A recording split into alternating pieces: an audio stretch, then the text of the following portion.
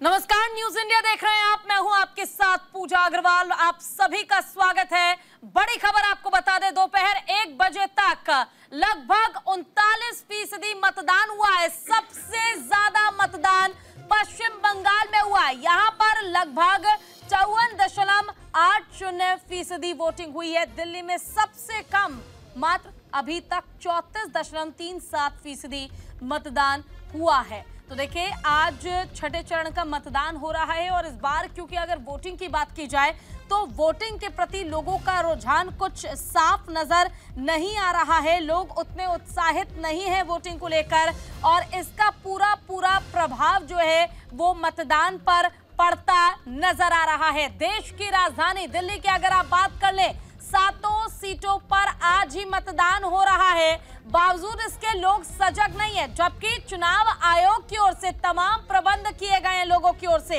Rapido ride free दी जा रही है लोगों को, ताकि वो मतदान जरूर करें, लेकिन बावजूद इसके लोग अपने घर से मतदान करने के लिए नहीं निकल रहे हैं। लोकसभा चुनाव के छठे चरण में 6 राज्य और केंद्र शासित 2 प्रदेशों की कुल 58 सीटों पर मतदान हो रहा है। सुबह 7 बजे से ये मतदान शुरू हो चुका है। शाम 6 बजे तक का आपके पास समय है और अगर आप कड़कते धूप में बाहर नहीं निकल पा रहे हैं तो आपसे न्यूज इंडिया ये अपील करता है कि आप दिन ढलते ही वोट करने के लिए जरूर निकले, क्योंकि आपका एक वोट सरकार बदल सकता है। आपका एक वोट देश की तस्वीर बदल सकता है। आपका एक वोट न केवल आपका, न केवल आपके परिवार का, बल्कि देश के विकास में बड़ा योगदान दे सकता है। तो 58 सीटों पर मतदान लगातार जारी है। जिन उम्मीदवारों की किस्मत दांव पर है, उनमें से जो मेन चेहरे हैं जिस पर सभी की निगाहें टिकी हुई है, मेनका गांधी, मनोहर लाल, महबूबा मुफ्ती, राज बब्बर, दिनेश लाल निरहुआ, धर्मेंद्र यादव, मनोज तिवारी समेत हाई प्रोफाइल चेहरे हैं जिनकी साख इस बार इस छठे चरण में दांव पर लगी हुई है। 7 चरण में होने वाले लोकसभा चुनाव 2024 के छठे चरण के लिए मतदान आज लगातार किया जा रहा है। और देखिए, सबसे अच्छी बात यह है कि अगर आप पहले फेज से ही देख लें और छठे फेज तक के जरा परिणाम आप देखेंगे वोटिंग की, तो आपको ये समझ में आएगा कि पश्चिम बंगाल में सबसे ज्यादा वोटिंग की है लोगों ने। बढ़ चढ़कर लोगों ने मतदान पश्चिम बंगाल में किया है और पश्चिम बंगाल के लोगों का इस बार रुझान जो है वोटिंग के प्रति काफी देखने को मिल रहा है। हमारे साथ हमारे गेस्ट का पैनल जो है वो भी जुड़ा हुआ है, उनका रुख कर लेते हैं। हमारे साथ के शर्मा जी है, राजनीतिक विश्लेषक है। हमारे साथ नरेश बंसल जी हैं, राज्यसभा सांसद हैं बीजेपी के, और साथ ही साथ AK मिश्रा जी हैं, राजनीतिक विश्लेषक है। डॉक्टर राहुल यादव है, प्रवक्ता कांग्रेस के। डॉक्टर शत्रुपा है, प्रवक्ता बीजेपी की।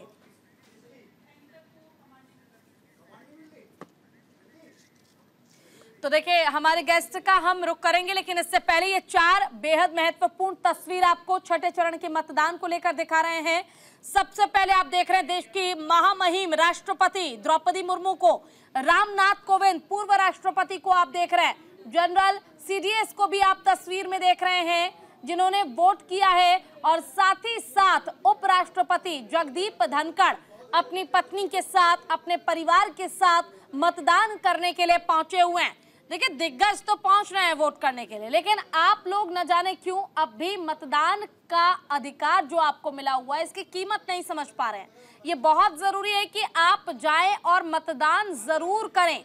ये 4 तस्वीरें राष्ट्रपति से लेकर उपराष्ट्रपति तक, पूर्व राष्ट्रपति तक सब वोट करते नजर आ रहे हैं।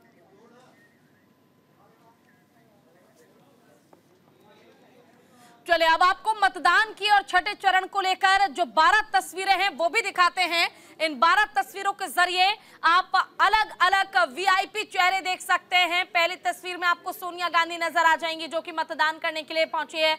आतिशी पहुंचे हुए हैं, हरदीप सिंह पुरी पहुंचे हुए हैं, और लगातार सबने मतदान करके अपना अधिकार का इस्तेमाल किया। देखिए, दिल्ली के CM अरविंद केजरीवाल पहुंचे हुए हैं, मनोज तिवारी हैं, क्योंकि दिल्ली के 7 सीटों पर आज ही मतदान होना है और आज मतदान के साथ ही यह तय हो जाएगा कि आखिर किसकी किस्मत जनता ने तय की है और इस बार क्या परिवर्तन या समर्थन, क्योंकि छठे चरण का मतदान अब 1 जून को आखिरी यानी कि 7वें फेज की वोटिंग होगी। उसके बाद 4 जून को परिणाम मतगणना देश के सामने, सरकार किसकी बनेगी, क्या 400 पार का नारा सफल होगा या फिर इंडिया अलायंस का इस बार हाथ का साथ लोगों को पसंद आएगा। ये 12 तस्वीरें मतदान की आप देख रहे हैं अपने स्क्रीन पर।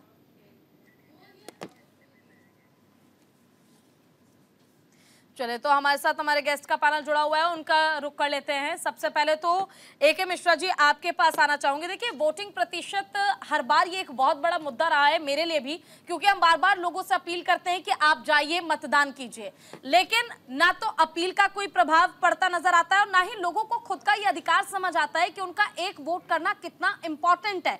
आप देश की राजधानी दिल्ली के हालात देख लीजिए, लगभग 3 बजे का समय हो चुका है, बावजूद इसके अब तक सिर्फ 34% ही मतदान हुआ है। देखिए, मैं कई बार आपके चैनल पे पहले ही बोल दिया हूँ कि अब की बार वोटिंग परसेंटेज को देख के अगर एनालिसिस करें ना, तो हर जगह पॉकेट वाइज जो है माहौल मिल रहा है। जैसे बंगाल में देखिए हर चरण में बहुत अच्छा है। उड़ीसा में मैं ये उम्मीद कर रहा था कि वहाँ बीजेडी एक तरफा रहती है, अच्छी वोटिंग होनी चाहिए, वहाँ और दिल्ली में बड़ा कम है। बॉम्बे में भी बहुत कम हुआ। यानी हर राज्य के वोटर या माहौल अलग अलग तरीके से ये मतलब बिहेव कर रहा है।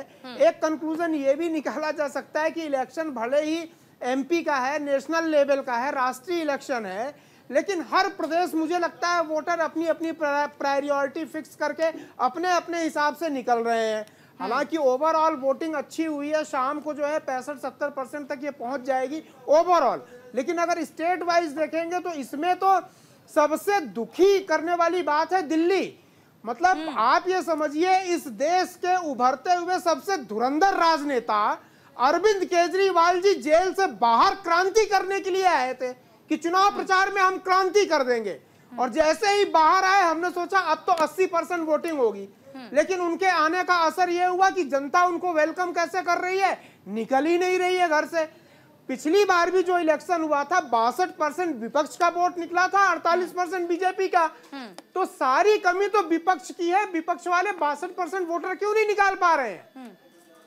तो ये फोकस करना चाहिए विपक्ष को। अरविंद केजरीवाल जी से पूछना चाहिए कि आप बाहर आए चुनाव प्रचार के लिए और आपके घर में आपके बगल वाले भी वोट करने के लिए नहीं निकल रहे हैं। कैसे राजनेता हैं, क्या मुद्दे, इस पे तो अरविंद केजरीवाल को जो है क्वेश्चन पूछना चाहिए उनसे। इतना हल्ला मचा के आप बाहर आए, आपने पूरे सुप्रीम कोर्ट को सर पे उठा लिया, देश को सर पे उठा लिया, क्या क्या मुद्दे आपने बनाए, और उसके बाद भी वोटिंग परसेंटेज आपके राज्य में, जो दिल्ली के मालिक हैं उनके राज्य में सबसे कम, सबसे फिसड्डी। अब की बार लगता है ये इनके फ्री बीज काम नहीं कर रहे हैं। जो ये फ्री में देने का डिक्लेयर, अब पता नहीं शायद अब की बार डिक्लेयर किया कि नहीं किया, लेकिन इनके फ्री बीज का भी असर खत्म हो गया है दिल्ली में। ठीक है, नरेश बंसल जी का रुख कर लेते हैं, हमारे साथ जुड़े हुए हैं। नरेश जी, इस बार देखिए वोटिंग प्रतिशत काफी स्लो है, बावजूद इसके 400 पार का जो नारा है, क्या इसे भारतीय जनता पार्टी अचीव कर पाएगी? क्योंकि देखिए विपक्ष की अगर बात करें तो विपक्ष को भी कमजोर समझना मुझे लगता है ये थोड़ा गलत होगा। नरेश जी,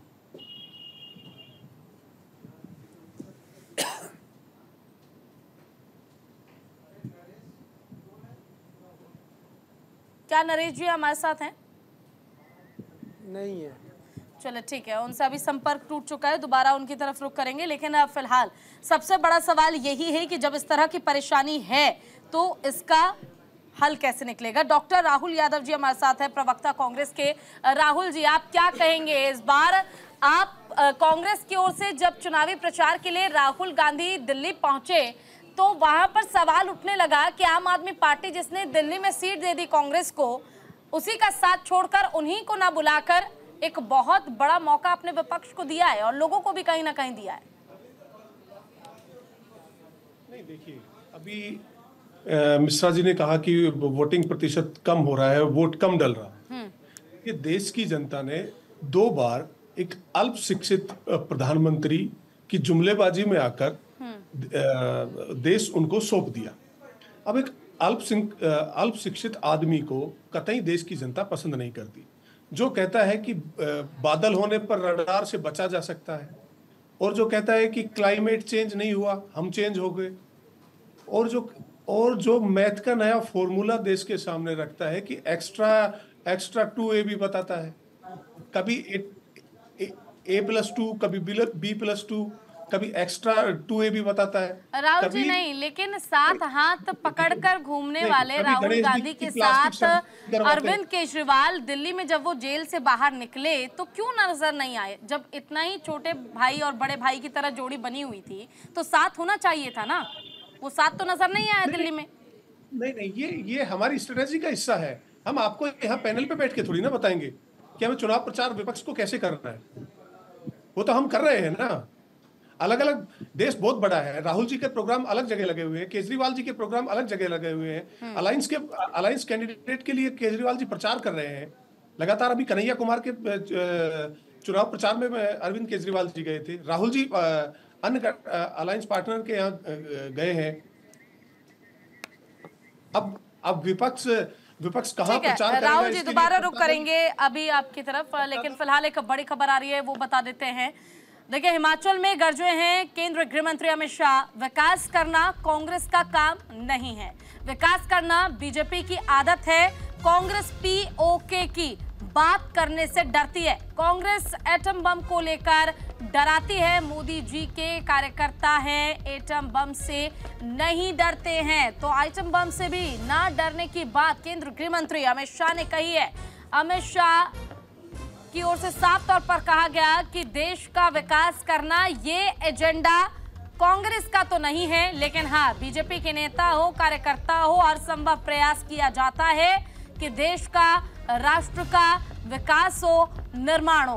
केंद्रीय गृह मंत्री अमित शाह हिमाचल प्रदेश पहुंचे, जहां वहां उन्होंने इस बात का जिक्र किया, कांग्रेस पर निशाना साधा, साफ कहा कि पीओके हमारा हिस्सा है।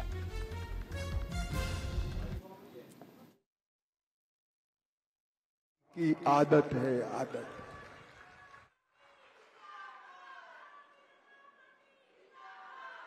भाइयों बहनों, मुझे बताओ जरा, मन से बताना, हाँ, ये पाक ऑक्यूपाई कश्मीर भारत का है या नहीं? अरे जोर से बोलो, है या नहीं है? ये कांग्रेस पार्टी हमें डरा रही है। वो कह रहे हैं पाक ऑक्यूपाई कश्मीर की बात मत करो, पाकिस्तान के पास एटम बम है। मैं आज कांगड़ा की भूमि से कहकर जाता हूं, राहुल बाबा, हम मोदी जी के कार्यकर्ता हैं, एटम बम से नहीं डरते, नहीं डरते। जनता पार्टी की आदत है, आदत। चलिए, एक बार फिर से हमारे साथ हमारे गेस्ट का पैनल जुड़ा हुआ है, उनका रुख कर लेते हैं। अब मैं आना चाहूंगी डॉक्टर कुमार रामकृष्ण जी की ओर, राजनीतिक विश्लेषक हैं। सबसे पहले तो देखिए, जिस तरह से कांग्रेस कह रही है कि हमारी स्ट्रेटेजी है, हम इसी तरीके से चुनाव लड़ना चाहते हैं और आगे चुनाव लड़ेंगे, लेकिन सवाल ये है कि ये स्ट्रेटेजी है या फिर ये एक ऐसी चालाकी है कि दिल्ली में सीट तो मिल गई, अब मालूम है कि आम आदमी पार्टी तो मुश्किलों में घिर गई है, तो अपना पत्ता साफ हो जाए, चाहे दूसरी पार्टी का जो हो। क्योंकि इंडिया अलायंस पर तो ये शुरुआत से ही आरोप लगते रहे हैं कि एक दूसरे की काट वो करते हैं। नहीं, अब आप स्ट्रेटजी की बात करें तो बताइए, किसी भी प्लेटफॉर्म पे राहुल गांधी और अरविंद केजरीवाल एक जगह किसी मंच, कोई भी मंच इन दोनों ने मिलकर साझा किया है क्या दिल्ली में? दोनों में किसी ने भी साझा नहीं किया है, ना तो अरविंद केजरीवाल ना तो राहुल गांधी। अब ये तो फिर इन दोनों से पूछना चाहिए।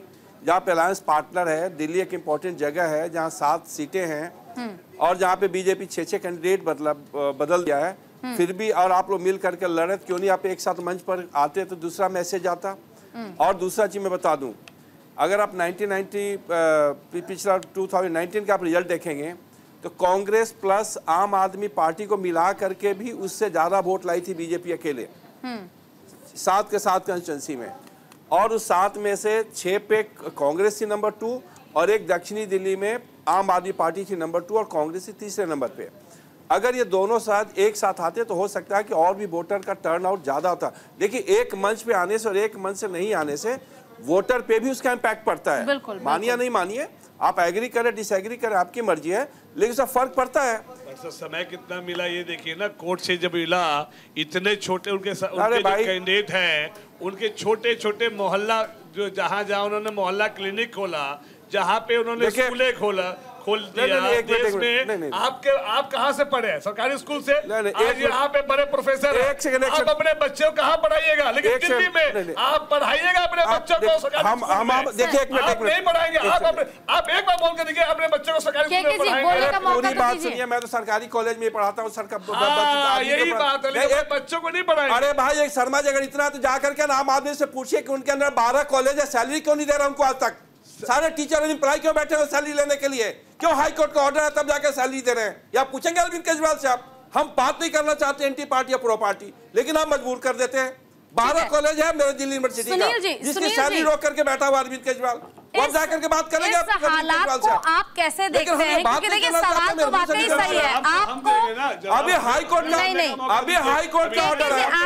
सवाल तो आपने किया था केके जी, अभी हाई कोर्ट का ऑर्डर आया।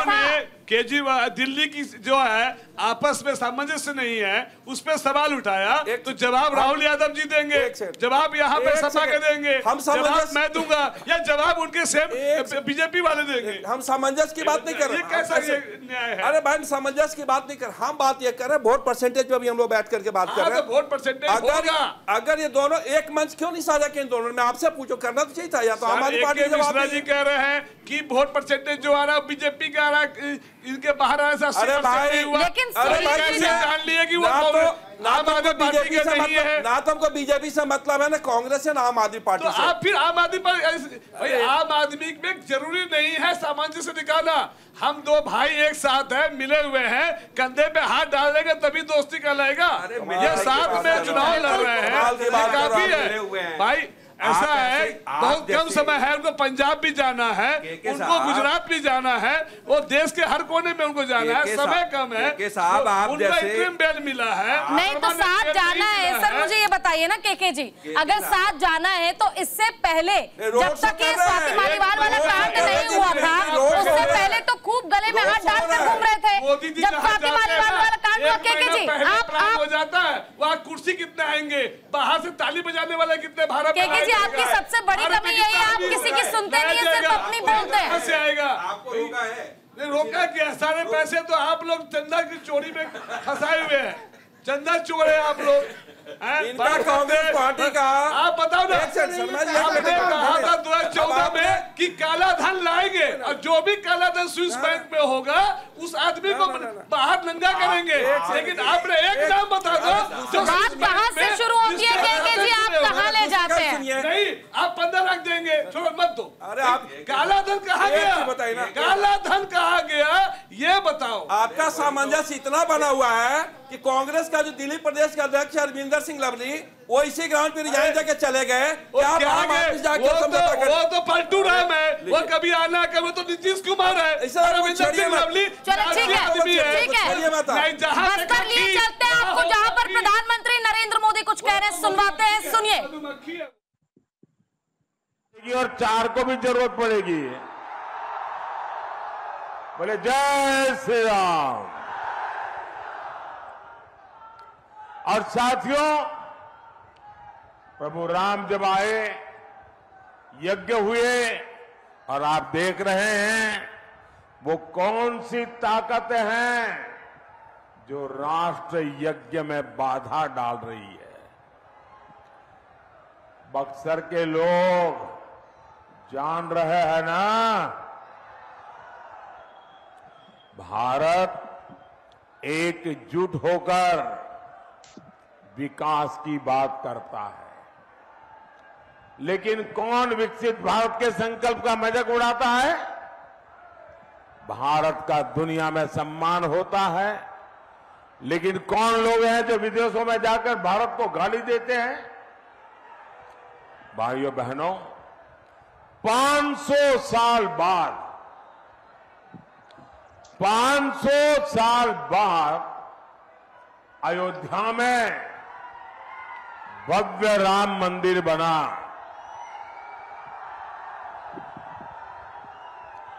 आपको गर्व हुआ कि नहीं हुआ? कितनी पीढ़ियों की साधना, कितनी पीढ़ियों का इंतजार, कितनी पीढ़ियों का बलिदान, 500 साल बाद आप सबका एक सपना पूरा हुआ।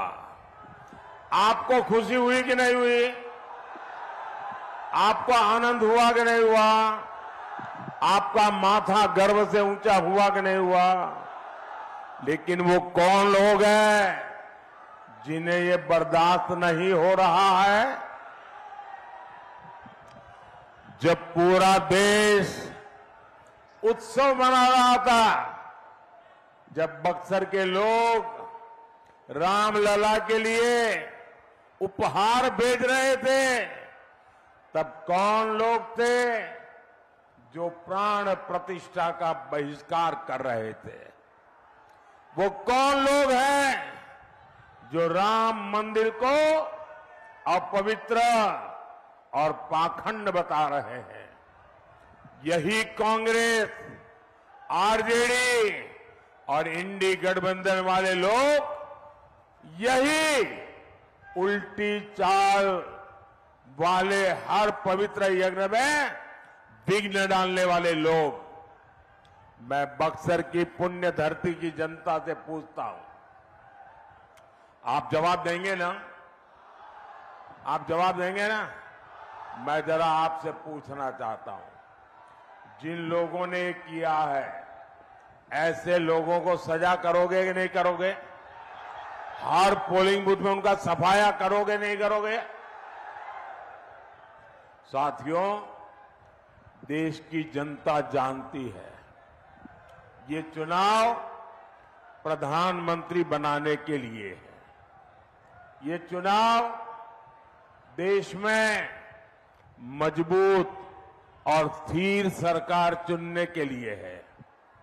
आपने 10 साल तक अपने मोदी को जांचा है, परखा है। आपको मोदी का काम भी पता है, मोदी की नीयत भी पता है। लेकिन दूसरी ओर कौन है? लोग पूछते हैं कि इंडी जमात में प्रधानमंत्री कौन बनेगा। जनता को ये हक है ना जानने का? नहीं है भाई, हक है ना? लेकिन वो जवाब नहीं देते। वो जैसे ही कोई पूछता है भाई तुम्हारा प्रधानमंत्री का कैंडिडेट कौन, तो वहां आपस में ही सिर फुटबल हो जाता है। और कांग्रेस देश को अपनी जागीर समझती है। उसे लगता है शाहजहां ही इकलौते वारिस है। लेकिन गठबंधन वाले कह रहे हैं 5 साल में 5 प्रधानमंत्री बनेंगे। जरा सोचिए, 5 साल में 5 प्रधानमंत्री, इतना बड़ा देश ऐसे चल सकता है क्या? बताइए ना, चल सकता है क्या? भ्रष्टाचार इनके संस्कारों में इतना गहरे तक बैठा है, ये देश को भी नोटों की गड्डी के रूप में देखते हैं। ये देश चलाने जा रहे हैं या बैंक लूटने जा रहे हैं, और जो लूट का माल आपस में बांट लेंगे। साथियों, एनडीए सरकार के पास ट्रैक रिकॉर्ड है, भविष्य का विजन है। हमने 4 करोड़ गरीबों को पक्के घर, पीएम आवास दिए हैं। आप एनडीए को वोट देंगे, आप बीजेपी एनडीए को वोट देंगे, तो हम और 3 करोड़ गरीबों को घर देंगे। हमने गरीबों को मुफ्त इलाज के लिए आयुष्मान कार्ड दिया है। आप एनडीए को वोट देंगे तो हम 70 वर्ष से अधिक के सभी बुजुर्गों को मुफ्त इलाज देंगे। आप बीजेपी को वोट करेंगे तो हम पीएम सूर्य घर मुफ्त बिजली योजना से आपका बिजली बिल 0 कर देंगे। और यहाँ वक्त छोर से ब्रेक का है। ब्रेक के बाद हम जल्द लौटेंगे, आप कहीं मत जाइए, देखते रहिए न्यूज़ इंडिया।